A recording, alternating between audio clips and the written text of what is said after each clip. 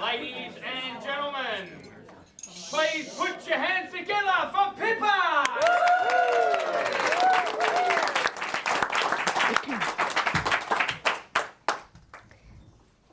When I told my daughter that I was speaking here today, she said to me, "How are you going to talk about growing up when you can't even reach the top shelf of the cupboard?"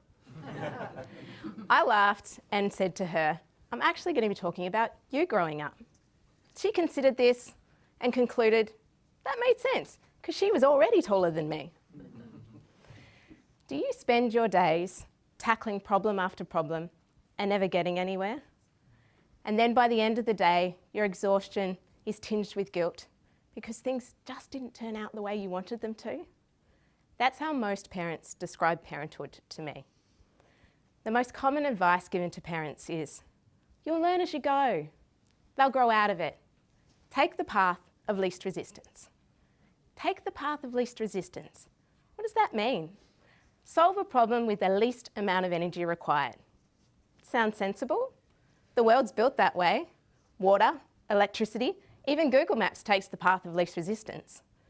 So why doesn't this work in parenting? Taking the path of least resistance seeks to solve the problem as it most relates to us. But parenting, it's not about us, right? And children, they're not a problem to be solved. In fact, our biggest headaches as parents are actually our child's life learnings. Tantrums, sibling rivalry, sleeplessness are all essential to a child's development.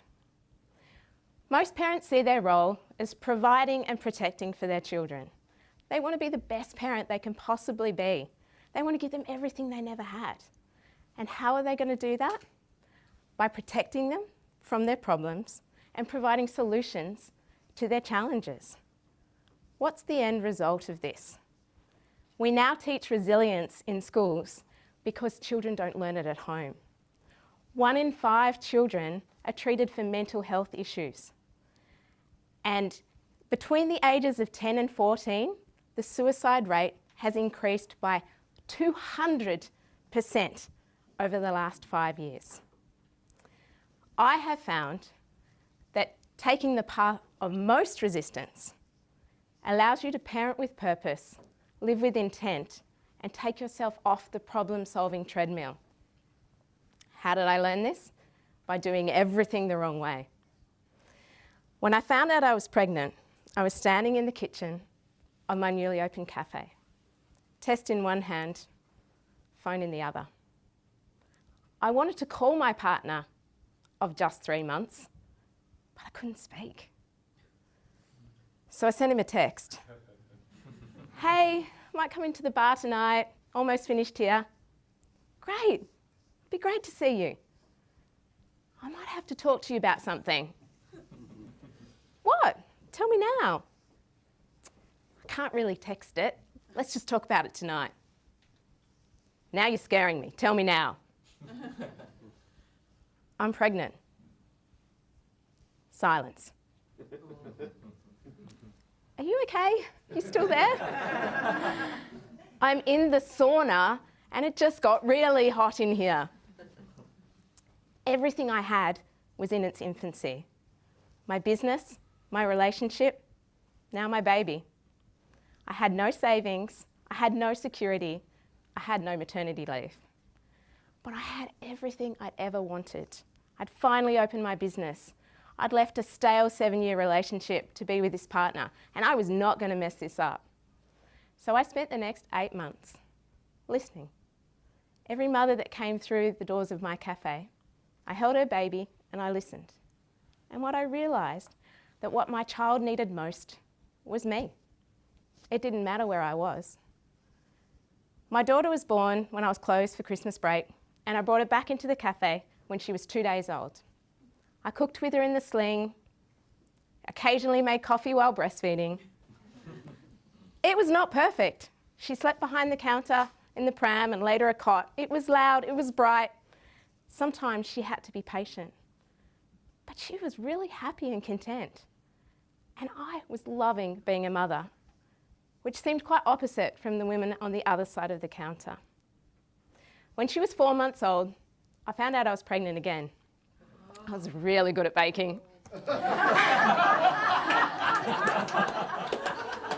And instead of being terrified, like most of the women when I told them that I was pregnant again, I was really excited.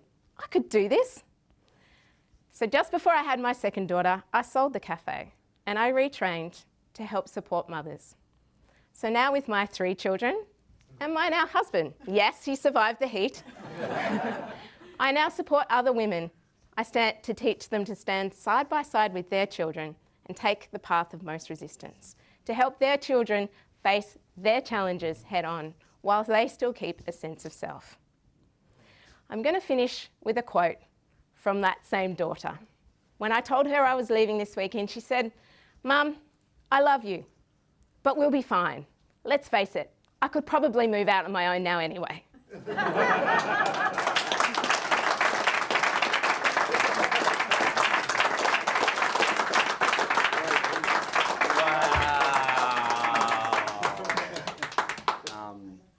Pippa, you are so inspiring. And you know something, you're so good enough. You are so good enough for this message to be heard, for thousands, if not hundreds of thousands of mums and wannabe mums to now embrace what this might look like for them.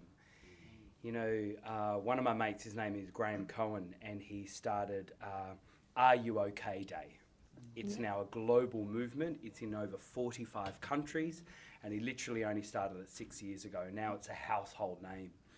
I can see you starting a movement, and this movement will be a household name in the future. Your vision is absolutely incredible.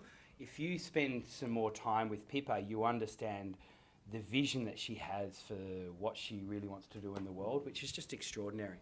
I'm so grateful to, be a part of this journey over the next 12 months with you, and it's going to be an absolute roller coaster. Well done.